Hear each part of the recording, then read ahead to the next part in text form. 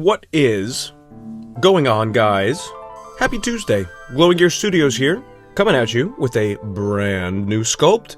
Now, here you have now you might be asking yourself, right, what in the name of the Lord is this creature that I'm looking at? This, ladies and gentlemen, is the Metroid Prime, which is one of the two final bosses in, you guessed it, Metroid Prime. So, let's get to blocking him out real quick so that we could get this show on the road and get to sculpting. Now, here's the thing, I will disclose at first, the initial blocking phase of the sculpt didn't actually come through. It was only about like an hour, but all the basic shapes that I'm going to draw here, you are going to see that I did in the sculpt, right? I'm going to show a little turntable of everything, but you're going to get the idea. So look, what do we have here? So, oh cool, that's like a nice little texture. Over here, we have a sphere. This shape right here is just a warp sphere. And underneath, right, we have a jaw. I know it's actually kind of crazy. You're like, what? That's a mouth? Yeah, literally. So here's another sphere that's flattened for the jaw. All these teeth here are cones, right? So literally just this. Here, let's undo, undo, undo. So that's just going to be right there. Now, for this shape, we have, let's say the horn that's right on top. Here we have another cone, right? This is a cone that has been pushed in right on this side. And then it is pulled right here on the back. So then, now we have a head, right, which is more or less a sphere. We extrude right here for the nose, push in for the eyes. Super, super straightforward stuff, right? These are just a lot of basic shapes that we've all been through before. All of these shapes, you're going to see in the time-lapse, I actually just mask them off and I push and pull. So I just kind of let them sit into the mesh to give it a nice fine cut, and then I use the crease tool to give see these lines that you see throughout the entire, all the white parts? I just use the crease tool to to facilitate that kind of shape. Now, here we have, right, what do we think are going to be here, right? These are the legs, right? So you have these huge, huge pinchers in the end, and then we have the shorter ones that are right in front of its body, right? What are we using here? You guessed it, right? We're going to take various cones and spheres, right? So look, we have a sphere right here that's been pulled out. We have another one. Then over here for this blade-like shape at the end of the claw, we have a cone, right? And we curve it. So if we have the cone like this, right, we push, and now it's shaped like this. So we're going to use that for the claw at the end. Here we have yet another cone slash sphere, right? We're going to just put that right there, another one here, another here, and then look, there's that same exact cone-like shape that we just put it right there. See, we got there, then we got another one there. We're just going to copy that here, take this big arm, copy that right over there. For these little arms in the back, we're doing more or less the same thing, and then for this giant leg here in the back, that's now in the background, it's basically this entire cone-shaped structure, repeated, thickened, and enlarged. So that's what we have. And then obviously right here, for this little part that sits on the back of the exoskeleton, we're just going to take a more or less sphere, right? So here's a sphere. We are going to flatten it like this, so it's shaped like an oval, and then we're going to push a hole in it right there. So you'll see, right? You'll see. See the vision, right? We're gonna get this through. All right? Let's bring it over to the sculpt, and you'll see exactly what I mean. All right, ladies and gentlefish. So here is the result of the initial blocking phase. Now I know it's very disappointing that you all wanted to see what the blocking is like. As I said, you have to bear with me, the recording didn't go through, so I'm just going to pause this real quick so you can see what's going on. You see the bottom jaw, right? This is everything that we talked about in the blocking phase when we were actually drawing it rather than sculpting. So the bottom jaw, right, is a sphere that's been flattened. The entire main body is a sphere as well that's just been pulled and pushed, right, to make those eye-like shapes right above the pincers in the front and the main large blade arms that are in the front also. The hat is a cone, right? It's a cone that's been pulled up at the top and then pulled towards the rear. Right next to make that collar-like shape, it was just a tube. The head is a sphere that I push, right, to carve like a basic eyes, basic nose. You see the two little flaps of the exoskeleton in the back where the small pinches are, and then the huge leg, you see, right? Same thing. It's sphere, sphere, sphere with balls in between each jointed segment, because obviously this is an exoskeleton, so we have the flesh in the middle. And from here, right, now we're just going to continue. and we are going to move on, right, to the actual, modification of the sculpt. Now, a lot of this is going to look like mumbo-jumbo, right? There's a lot of fine details that I add that all contribute to the quote-unquote realism of the model, right? We want it to look hard and wet and gross, so I add a lot of texture later on, but a ton of time was spent revising the proportions, making the entire visage look considerably more intimidating. So right here you see me masking off a shape of the horn helmet. That's what I'm going to call it, I guess. It is helmet-like, right? And then over here in the back, right, you just see me, there's a more fleshy part that's near where that rear leg is. I also like how it's tripodal, so it's, instead of 4 legs, which we usually see, right, tetrapodal, or 4 feet, this is tripodal, which is very, very unnatural, and I think that the one huge rear leg just kind of adds. See, you can see it in the reference image that I have in the back. It just kind of adds to the unease of the creature, which I like a lot. Now, fortunately, I used the Metroid Prime, because Metroid Prime, the actual game, once you beat it, gives you a whole bunch of 3D models that they use for the game. Obviously, they animated and stuff, but they have it in like more of a statue form. So I literally went up to my TV, just took some pictures with my phone, and it was, let me tell you, ladies and gentlemen, an absolutely invaluable resource. I used this the entire time. I pretty much didn't use any of the reference images that I found online because this was just so much better.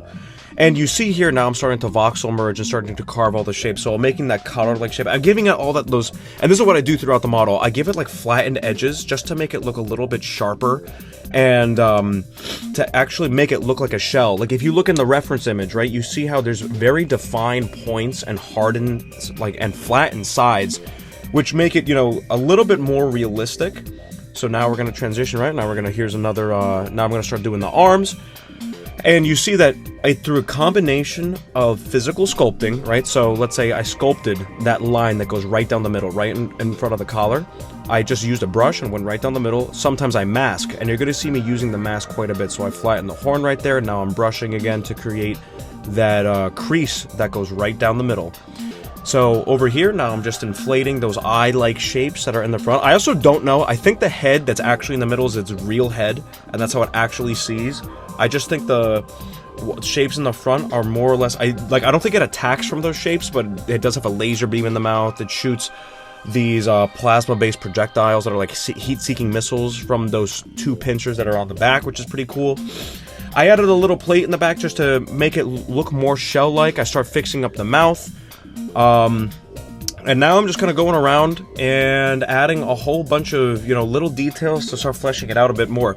Here I start adding that disgusting set of chompers that it has. So here's the bottom jaws. I added that gum-like structure to, obviously, teeth are rooted, right? So it's not just, the teeth are just, like in our mouths, right? The teeth are not just floating on top of the gums. We have just about as much teeth inside our gums as we do outside. So I want to do the same thing. I create the shape of the mouth to make it just look that extra bit more intimidating by giving it that crease that goes throughout the entire shape. And then here, right now, this is where the real refining begins, which I think is where this starts to get considerably more fun. I love the blocking, right? The blocking phase was so fun. Good thing that it totally came out in the recording. But I digress. Right, started adding basic shape. That little thing that you saw on the elbow was the first instance that I actually started cutting and making like a basic shape, and I was like, damn, this is fun, this is cool. Start hardening the side to the main arm, right? Then I start to create the blade. I try to foster symmetry, starting merging all the pieces together. I literally can't wait for you guys to see how I create the and you see it throughout all the reference images and stuff. It has like this highlight that runs through the body. It's like seething with energy, and you have the energy changes in the game based on the weapon that you need to use in order to actually damage the Metroid Prime. You can only shoot its head. Only its head is vulnerable. Obviously, typical video game boss weak spot. We know how this works, right? And then so right now white is you have to use the freeze beam. It's also like its basic form, and then it could change to yellow, right, red, so on and so purple for the plasma. And then so right here, anyway, we're going back to the actual sculpt. Then you see that I actually masked off that region of the blade and then pushed it in so that I could create a nice fine line. Obviously here it's not refined because the resolution of the mesh is not very high. That's why you see it almost looks like it's pixelated in 3D, if that makes sense. So now I start moving to the rear. Those same flat, and this is what I do throughout the entire model, right? So I use flattening, creasing, and pinching throughout the entire shape to make those flattened surfaces of the exoskeleton and give it that hardened edge, right? I use that mask technique again to create the highlight, and you see the shape that I'm trying to mimic. Here, you know, the part that's anchored to the body is facing to the right, in the model it's facing to the left, but the same principles apply, right? Obviously, you know, since this is a completely fictional creature, and since material for the character, and this goes for most fictional characters, right? Material for the character varies from interpretation, little by little. It's usually not anything insane. Like, you don't really see a Metroid Prime with 4 limbs, but there's a little bit of wiggle room that you can have, you know? You could sometimes, let's say, for in my model, for example, I made the horn a little bit smaller, I made the body a little bit bigger. I just thought that it looked a little better. It didn't look as goofy with the, you know, by having a giant helmet in the front. So now, as you can see, like, most of the basic shapes are already present, which I'm so happy about, right? This is when, like, I'm starting to feel like, damn, like, this is really coming to be. This is gonna look fantastic. I'm very close to starting to add all core details. I refine the jaw a little bit more. I narrow it a little bit because in the game the jaw is a lot more hidden. Like, I made it too large, so I wanted it to, when I first played the game, I was shocked that this guy had a huge jaw under its body, and I was like, yo, because at one point it just like starts shooting beams at you. So I'm like, oh my god, I had no idea there was a giant mouth underneath, which I think just looks extra intimidating. So here I am really struggling to get the mask right for those highlighted features that, you know, course down its body. I mess up the symmetry because here I'm trying to basically butcher the symmetry. I try to fake it, then I wind up using real symmetry. I adjust the shapes. I erase where I need to, and then when I'm satisfied, you're gonna see, so now I'm creating the line right in between so I can cut the shape, and then there's a more circular looking impression that happens. So watch, now I start pushing everything in, and then now I start adding the texture. So this is where it starts to get super fun and quick. All I do is that I find a series of alphas that are online, right? So basic shapes, you know, where it looks like, let's say, lizard scales or, you know, crab armor, right? I put it on a brush and nice and lightly just kind of drag all over the body, right? To give it a nice little texture and to kind of foster realism. I started adding a whole bunch of creases to make it, to give all those edges a nice serrated finish, right? At the end of the day, this is an organism, not a machine, so there's a whole bunch of imperfections throughout the entire body. And again, all of this is in an attempt to capture more or less realism. And you're like, but Glowing Gear Studios, this creature is not real. I understand, but does this thing look like something you would find in a Mario game? Absolutely not, right? You're not going to see something like this in Mario, so that's something that Metroid does very well. Obviously, there's some inspiration from a whole bunch of other games, and other games take inspiration from it too. Like, this thing looks like it's straight out of Dead Space, even though it came, you know, Metroid Prime, I think it came out in 2001, and Dead Space was maybe like 07 or 08. Don't quote me on that, but I know it was a few years afterwards. And the very disturbing alien crab body with a humanoid head is something that fits right at home at in a Dead Space game. So I'm pushing in, giving a little bit more impressions. Now just kind of start like BSing some creases everywhere just to make it look a little more damaged. And here is the base model that has been more or less finished. Now I'm super happy with this. I love the impressions that are all over the place.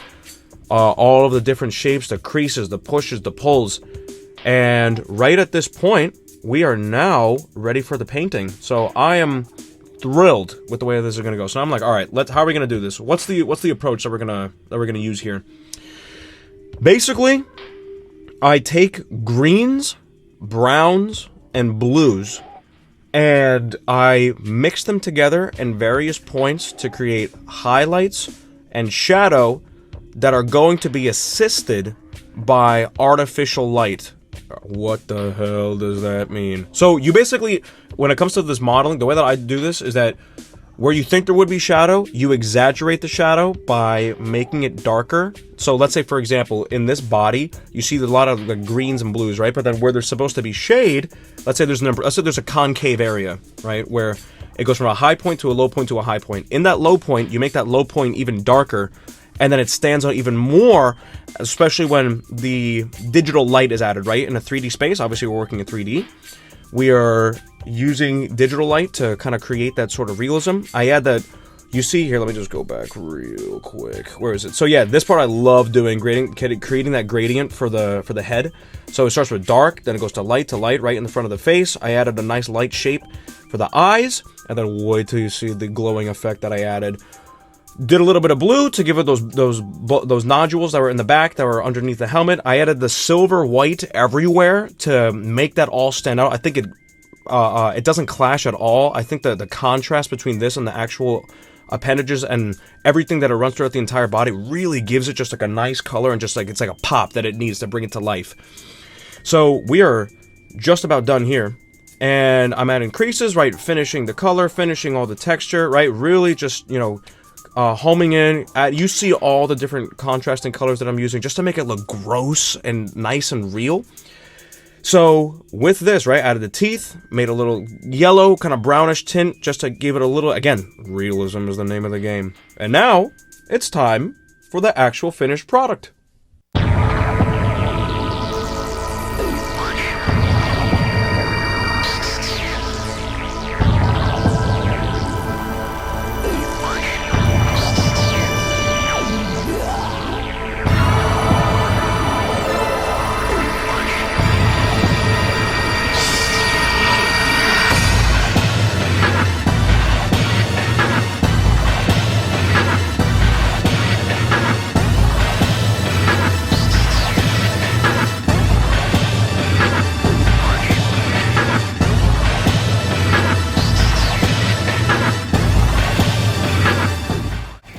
To all of you watching, if you made it this far, I thank you very much. I'm very proud of the way that this came out. I am extremely satisfied with all the colors, the shapes. I think it looks very natural and organic. And after playing the game, I was just so inspired that I absolutely needed to get this guy up and running. So thank you again for sticking with me. Make sure to leave a like, comment, subscribe. You know how to drill at this point, right? And keep giving your support. It really means a lot. Tell me anything that I need to improve on and how I could make my sculpts better, but I'm going to keep trying to get content out. We got a good one coming up soon, taking a completely different turn from Metroid, and I'm excited to show you guys. So once again, thank you, and have a good one.